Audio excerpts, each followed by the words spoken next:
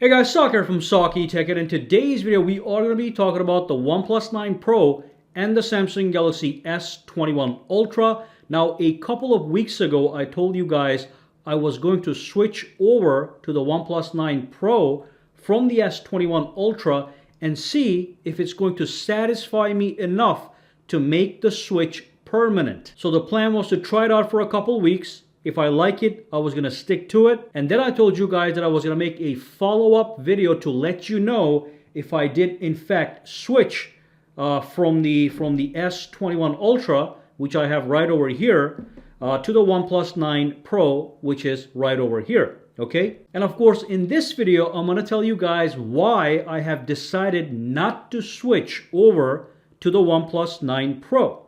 I actually have decided to stick with the S21 Ultra. In this video, I'm going to tell you the reasons I switched back to the S21 Ultra, and also I'm going to show you a couple things I liked about the OnePlus 9 Pro that I wish the S21 Ultra also had. However, the overall impression I have of these phones, the S21 Ultra definitively is the better smartphone. And I do want to address something real quick that came up in the comments. A lot of people assumed I was doing this just to make a video, but I do want to let you know just one video from these two phones is not going to pay the bills. It's not a huge deal. I've been using Samsung phones all the time, and I genuinely want to be able to switch to another phone that is going to satisfy all my needs. Believe it or not, if you stay with the same product, even if that product is amazing, you do get bored sometimes and you do want to switch to something different, but you do have to test drive it, because if you miss something that the other phone has and this phone does not offer, that's not going to work. So you have to go back to the other phone. So that's something I want to quickly address. No, I'm not making the video just to get a couple views.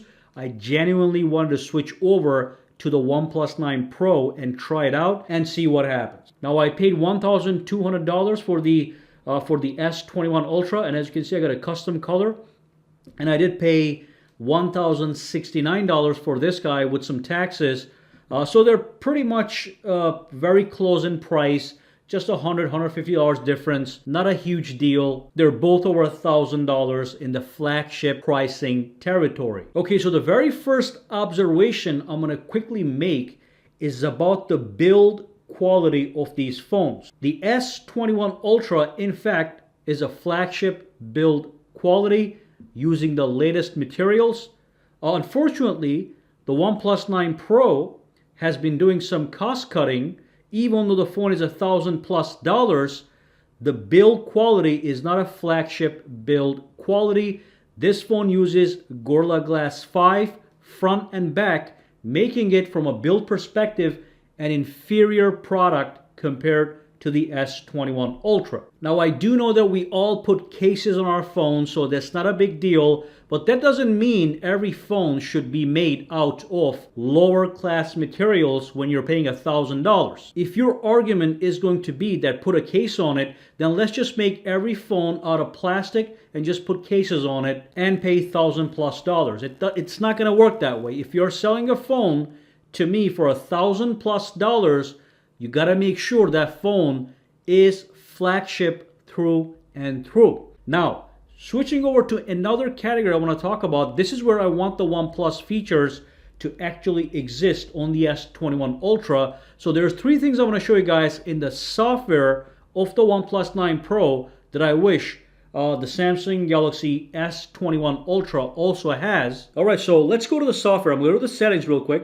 and I'm going to tell you right off the bat, I do like the organization that's happening in these settings a little bit better. And specifically, the one thing I really like is, now both phones have customization capabilities. This one is a little bit deeper. As an example, let me just show it to you.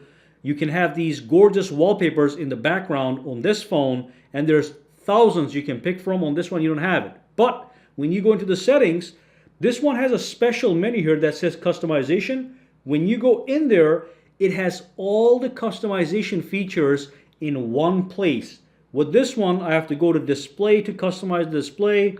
I have to go to the lock screen to modify the lock screen. Go to the home screen to modify the home screen, which is great. I love extra features. But here we have a specific customization screen that gives you all the various system, lock screen, and ambient display customizations all in one place. So that's a nice and clean look. The next thing I like is when you go all the way down, when I go into my About phone, I get to see the specs of the phone in a nice and clean presentation. These things like these matter to me for some reason. When I go to About phone here, it just looks much more bland over here. Look at that, it looks so much better. You got the picture of the phone, the processor, storage, camera, screen, and all the other information in the forefront. With this one, it looks you have to keep digging deeper to get more information, and you don't find the specs anywhere on the phone. I just like to have it for some reason. And one more thing I like with the OnePlus Pro is the fact that you can hide applications. Now, I'm not talking about the advanced hiding apps features. I'm talking about the basics. So with this one, if I want to hide an application, just in a simple manner, I tap on this one, I go to settings, and I pick hide apps. I pick the apps I want to hide, and I just say done. And it's going to hide those applications. Okay, it's not going to show up here. But when I want to see them again, I have to go back in here and unhide them, okay, to make them reappear. Now with this one, what we have is we have a little space. When I swipe over, I can have my hidden space in here with direct access to those hidden applications. I can add applications from here. Let's just add a couple over here. So look at that, I have all those guys, but the good thing is they're sitting on the side. So this is nice and simple. Now this is a simple little thing, okay? Again, the Samsung has something known as the secure folder that is just far superior to any app hiding, but that's a different thing. It's right over here, okay? That's something far superior. This phone does not have something similar like that, but it does do the simple hide apps option much better. All right, so that's that. Now let's move on to the battery life. The battery life on the S21 Ultra is better than the OnePlus 9 Pro, much better, okay? With the S21 Ultra, you charge this phone, it's going to last you, even with heavy use, over a day. With the OnePlus 9 Pro, that battery is going to die the same day if you use it medium to heavy. So the battery life is better on the S21 Ultra. It does have a larger battery, 5,000 milliamp hours versus 4,500 on the OnePlus 9 Pro. But on the flip side, when it comes to charging the battery, the OnePlus 9 Pro is far superior when it comes to speed than the S21 Ultra. This thing charges in 30 to 40 minutes from 0 to 100 with the cables. And if I were to use wireless charging, you do have to purchase the charger separately, but it charges the phone from 0 to 100 within 45 minutes using wireless charging. In real life usage, sometimes I came to the conclusion that I would actually appreciate that fast charging battery, because sometimes my battery's at like 5%. I want a quick charge before I leave the house, and I can do that in 10 minutes. I can get like 20-30% charge. With the S21 Ultra, I can't do that. With the OnePlus 9 Pro, I get more charge in less time, which is very convenient. But again, the battery life on the S21 Ultra is still better, but the charging speeds are better on the OnePlus 9 Pro. The next thing I want to talk about quickly is the actual cameras. It's a big deal having the cameras on these phones. They're supposed to be flagship cameras. Now, they're good cameras for the average consumer, which most people are. You most likely are not going to notice huge differences. But if you pay a little bit of attention, the S21 Ultra camera, first and foremost, is more extreme, has more extreme options, such as higher zooming capabilities, slow motion video up to 960 frames per second, and of course the camera that is 108 megapixels. So I'm not going to go into the specs, okay? It's not a huge deal. I'm just going to give you guys the bottom line. The camera of the S21 Ultra is the better camera, period.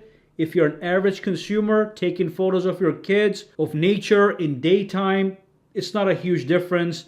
I think the OnePlus 9 Pro camera makes some mistakes. You take one photo, then you take another photo in the same condition. They look different for some reason. It's probably a software problem, but the S21 Ultra is more consistent. So, now, one thing with the camera, when I go to the camera application, now with this one over here, we have the night mode. All right, let's go to the night mode right here. And then with this one, we have the nightscape.